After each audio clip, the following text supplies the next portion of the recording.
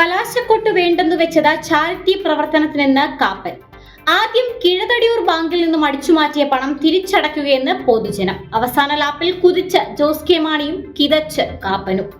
പാലായിലെ UDF സ്ഥാനാർത്ഥി Mani C Kappan പരസ്യ പ്രചാരണത്തിന്റെ അവസാന ദിവസം കലാശക്കൊട്ട് ഒഴിവാക്കിയതിനു പിന്നിൽ മറ്റു പല കാരണങ്ങളുമുണ്ടെന്ന് അണിയറ സംസാരം.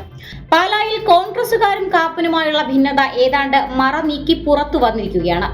ചാനൽ സംവാദങ്ങളിലും റോഡ് ഷോകളിലും കാപ്പന്റെ ചില പ്രിയപ്പെട്ടവരും പോസ്റ്റർ ഒട്ടിക്കാനും സ്ലിപ്പ് കൊടുക്കാനും വീട് കയറാനും കോൺഗ്രസുകാരും എന്നുള്ള അവസ്ഥയിലാണ് പാലാ നിയോജക മണ്ഡലത്തിലെ കോൺഗ്രസ് പ്രവർത്തകരുടെ സ്ഥിതി. പാലാ നഗരസഭയിലെ കോൺഗ്രസ് കൗൺസിലർമാർക്ക് വിപ്പ് കൊടുത്ത സ്വതന്ത്ര കൂട്ടായ്മയ്ക്ക് പിന്തുണ നൽകി. അവർക്ക് നഗരഭരണം ഏൽപ്പിച്ചു കൊടുത്തതിൽ ചില കോൺഗ്രസ് നേതാക്കളുടെയും ഒത്താശ മാണി സി കാപ്പന് ലഭിച്ചിട്ടുണ്ടോ എന്നാണ് കോൺഗ്രസിൽ തന്നെയുള്ള അടക്കം പറച്ചിൽ. കേരള കോൺഗ്രസ് ജോസഫ് വിഭാഗത്തെയും പ്രത്യേകിച്ച് മാണി ഗ്രൂപ്പിൽ നിന്ന് മറുകണ്ഠം ചാടി ജോസഫ് ഗ്രൂപ്പിൽ നിലകൊള്ളുന്ന കുര്യാക്കോസ് പടവനെ പോലുള്ള ജോസഫ് ഗ്രൂപ്പ് നേതാക്കളെയും സ്വതന്ത്ര കൂട്ടായ്മയെയും മുൻനിർത്തി ഒരു ബദൽ UDF സംവിധാനം പാലായിൽ മാണി സി കാപ്പൻ സൃഷ്ടിക്കുന്നതിൽ കോൺഗ്രസുകാർ പൊതുവെ അസംതൃപ്തരാണ്. സ്വതന്ത്ര സ്ഥാനാർത്ഥിയായാണ് അദ്ദേഹം നാമനിർദ്ദേശ പത്രിക സമർപ്പിച്ചിരിക്കുന്നതെന്ന് കോൺഗ്രസ് നേതൃത്വം പോലും അറിയുന്നത് പത്രികാ സമർപ്പണത്തിന് ശേഷമാണ്. ഇതിൽ കടുത്ത അതൃപ്തിയാണ് പാലായിലെ കോൺഗ്രസ് നേതൃത്വത്തിനും അണികളിലും ഉണ്ടായിരിക്കുന്നത്. KM മാണിയുടെ വിയോഗത്തിന് ശേഷം കൈപ്പത്തി ചിഹ്നത്തിൽ തങ്ങൾക്ക് മത്സരിക്കാവുന്ന സീറ്റ് അണികളില്ലാത്ത KDP എന്ന പാർട്ടിക്ക് വിട്ടു നൽകിയ രാഷ്ട്രീയ മര്യാദ കാപ്പൻ തങ്ങളോട് തിരിച്ചു കാണിക്കുന്നില്ല എന്നതാണ് ഇവിടുത്തെ കോൺഗ്രസ് പ്രവർത്തകരുടെയും നേതൃത്വത്തിന്റെയും പരാതി എന്നാണ് അറിയുന്നത്.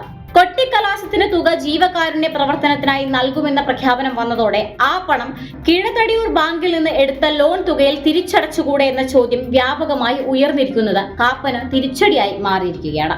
28 കോടിയിലേറെ രൂപ ആസ്തി കാണിച്ചിരിക്കുന്ന MLA തന്റെ നിയോജക മണ്ഡലത്തിലെ ഒരു ബാങ്കിൽ നിന്ന് എടുത്ത 1.5 കോടിയുടെ ലോൺ തിരിച്ചടയ്ക്കാതെ ബാങ്കിന്റെ തകർച്ചയിൽ നിർണായകമായ ഒരു പങ്ക് വഹിച്ചത് ബാങ്കിലെ പണം തിരിച്ചു കിട്ടാത്ത നിക്ഷേപകരിലും കടുത്ത അമർഷമാണ് ഉണ്ടാക്കിയിരിക്കുന്നത്. എന്നാൽ സത്യാവസ്ഥ ഇതല്ലെന്നാണ് പൊതുജനങ്ങൾ പറയുന്നത്.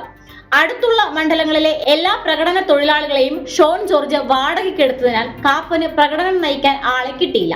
പല സ്ഥലങ്ങളിലും സിനിമാ താരങ്ങൾ മത്സരിക്കുന്നതിനാൽ അവിടങ്ങളിൽ കലാശക്കൊട്ടിന് പോകേണ്ടതിനാൽ കാപ്പന് വേണ്ടി പാലായിലെത്താൻ താരങ്ങൾക്ക് കഴിയാത്തതും കാപ്പന് തിരിച്ചടിയായി.